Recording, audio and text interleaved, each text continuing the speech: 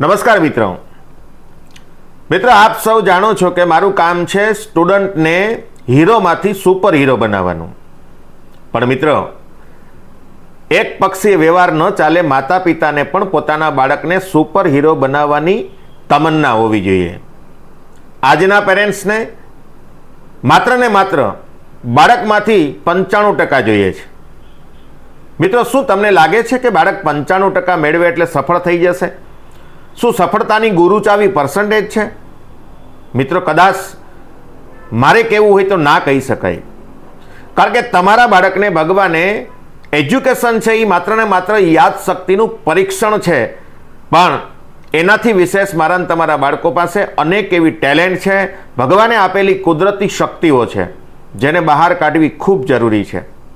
મિત્રો, છેલ્લા લગભગ 10 વર્ષથી જ્યારથી આ પુસ્તકીય જ્ઞાન અને રોબોટિક શિક્ષણ આવ્યું છે, ત્યારે મારે એવું ના કહેવું જોઈએ, પણ મારા ને તમારા બાળકને વજનદાર દફતર, સારા મજાની ઇન્ફ્રાસ્ટ્રક્ચરવાળી સ્કૂલ, ઊંચી ફી, સારા મજાનો ડ્રેસ કોડ જેની અંદર સૂટ બૂટ અને સરસ મજાનું બ્લેઝર હોય, આઈ કાર્ડ પણ ખૂબ સરસ મજાનું હોય, તો આપણે એવું માનીએ છીએ કે મારું બાળક ખૂબ સારા મજાનું એજ્યુકેશન મેળવી રહ્યું છે.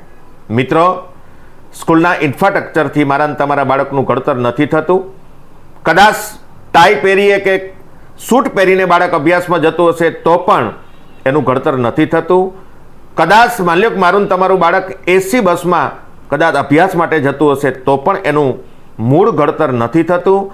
અને કદાચ માની લો કે ઊંચી ફી ભરીને 1,50,000ની ફી ભરીએ કેજીમાં, અને આપણે એમ કહીએ કે મારું બાળક બહુ ઊંચી ફીમાં ભણે છે. મિત્રો, એ માત્ર ને માત્ર દેખાડો છે. ઊંચી ફીમાં તમારું બાળક જીવનના તમામ ક્ષેત્રમાં સફળ થશે આવી કોઈ ગેરંટી કોઈ યુનિવર્સિટી અથવા તો કોઈ સ્કૂલ દ્વારા આપણને મળવાની નથી.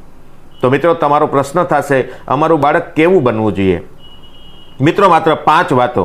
પહેલી વાત કે તમારા બાળકને જો યોગ્ય શિક્ષણ મળતું હોય તો પહેલી વાત તો એ છે કે જે શિક્ષક પોતાના જીવનની અંદર જે કાંઈ બોલે છે એ પાડવાનું કામ કરે, જે વિચારેલું છે એને આચરણમાં લાવવાનું કામ કરે, અને મને મળતા મહેનતાણાના પ્રમાણમાં મારે કોઈના બાળકને અભ્યાસ કરાવવો છે, આ કન્સેપ્ટ એના મગજમાં ન હોય ત્યારે અને ત્યારે જ એ મારા ને તમારા બાળકને સારી રીતે અભ્યાસ કરાવે છે. મિત્રો, મારા ને તમારા ઋષિમુનિઓ એક બાળકને રાજા બનાવવા માટેની મહેનત કરતા હતા. એક બાળકને ઋષિ બનાવવા માટે, એક બાળકને પંડિત બનાવવા માટે, એક બાળકને સારો ખેતીમેન એટલે કે સારો ખેડૂત જગતનો તાત બનાવવા માટે, એક બાળકને એક સારો વ્યાપારી બનાવવા માટેની મહેનત કરતા હતા. ત્યારે આજે માત્ર ને માત્ર 4 A4 કાગળની અંદર 95% આવે એટલે આપણે સ્કૂલને બહુ સારી ગણીએ છીએ. મિત્રો, મારે ન કહેવું જોઈએ કે પણ હમણાં 5મા ધોરણની દીકરી પોતાના માતા પિતાને ફોન કરીને એમ કે હું એક દીકરા સાથે ભાગી ગઈ છું અને હવે મારી શોધખોળ ન કરતા. મિત્રો, સગીર વયની 10 વર્ષની દીકરી આજ શિક્ષણથી બાળકની અંદર તનની સમૃદ્ધિ આવવી જોઈએ, મનની સમૃદ્ધિ આવવી જોઈએ, અને ખાસ કરીને ધનની સમૃદ્ધિ આવવી જોઈએ. ધનની સમૃદ્ધિમાં માત્ર ને માત્ર ધન કમાવું મહત્વનું નથી, પણ ધન ક્યાં વાપરવું એ બહુ મહત્વનું છે. અને એટલા માટે મિત્રો, વર્ષા ફાઉન્ડેશન રાજકોટ દ્વારા અનેક વખત હું પેરેન્ટ્સને કહું છું કે તમારા બાળકને સર્વાંગી બનાવવા માટે ટૂંકા ગાળામાં તમારું બાળક સર્વાંગી નહીં બને, એના માટે લાંબો ગાળો જોશે. અને એના માટે એને મેમરી પાવર છે, માઇન્ડ પાવર છે, વિઝ્યુલાઇઝેશન છે, ગોલ સેટિંગ છે, ખાસ કરીને હેલ્થ વેલ્થ ને હેપીનેસ છે, એથી વિશેષ ટ્રાન્ઝેક્શન એનાલિસિસ.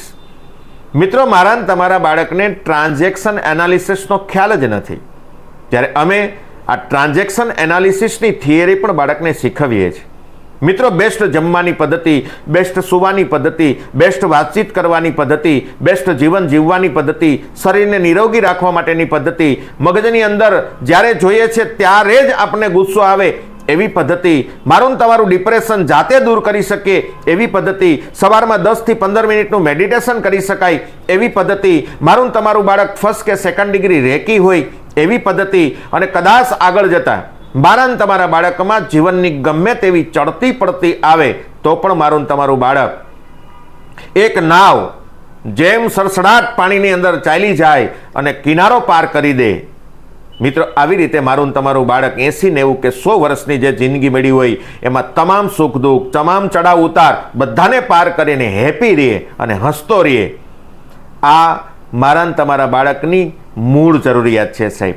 પણ આજે આ મૂળ જરૂરિયાતને ભૂલી અને આપણે માત્ર ને માત્ર જ્યારે શિક્ષણમાં વ્યાપારીકરણ ભળ્યું છે ત્યારે આ કરી રહ્યા છીએ. મિત્રો, વધારે વાત ન કરતા અમારા વર્ષા ફાઉન્ડેશનમાં આવા અનેક વિડીયો મુકાય છે, પણ લાસ્ટમાં મારે તમને એટલું કહેવું છે મિત્રો કે મારા ને તમારા બાળકને ક્યાંક ને ક્યાંક હેપી ફેમિલી બનતું હોય, ક્યાંક ધ્યાનના વર્ગો થતા હોય, ક્યાંક યોગાના વર્ગો થતા હોય, ક્યાંક સારો ટોક થતો હોય, કોઈ સારો વક્તા બોલવા માટે આવતો હોય, ક્યાંક ધાર્મિક પ્રવૃત્તિ થતી હોય, ક્યાંક સરસ મજાના કોઈ મહાપુરુષના પ્રવચન થતા હોય, ત્યાં અચૂક લઈ જાઓ અને ખાસ એકાદ એને મંદિર બતાવો, ગામડું બતાવો, જગતનો તાત ખેડૂત બતાવો કે કેવી મહેનતથી એ પોતે અન્ન પેદા કરે છે અને મારા તમારા ઘર સુધી પહોંચે છે. આ 18 વર્ણની જે વ્યવસ્થા છે, બ્રાહ્મણ, ક્ષત્રિય, શૂદ્ર અને વૈશ્ય, આ બધી જ વ્યવસ્થા મારા તમારા બાળકને બતાવવી જોઈએ. જો આ બતાવશો ને તો મારું તમારું બાળક જ્ઞાતિવાદથી પણ દૂર થઈ જશે. હું માત્ર માનવ છું, હું આ દેશનું એક સંતાન છું, હું ભગવાનનું સંતાન છું, મારા માટે 18 જ્ઞાતિ સરખી છે, આવું જો માનતો થઈ જશે ને સાહેબ, તો આવનારા સમયમાં ભણેલો માણસ સમસ્યા પેદા નહીં કરે, સમાધાન પેદા કરશે. તો ચાલો મારું તમારું બાળક સમસ્યા નહીં પણ સમાધાન પેદા કરે, આવું એજ્યુકેશન અને આવું ઘડતર કામ કરીએ એવી બધાને મારી નમ્ર વિનંતી. વંદે માતરમ. જય ભારત.